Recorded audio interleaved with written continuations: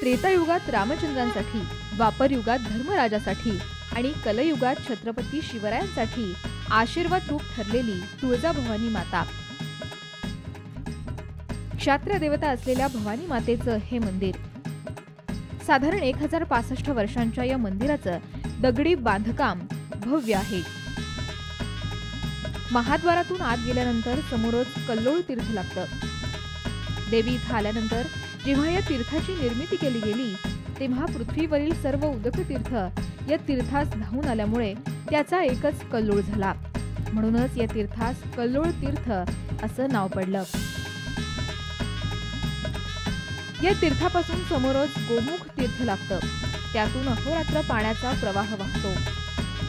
गोमुख तीर्थाच्या समोरच यज्ञ मंडप आहे.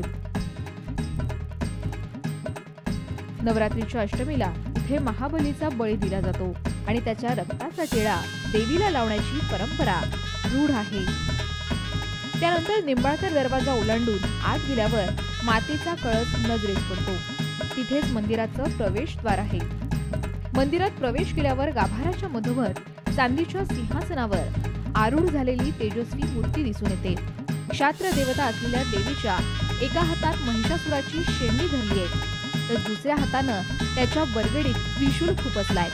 दुर्गेचं हे रूप खरोखरच तेजस्वी आहे.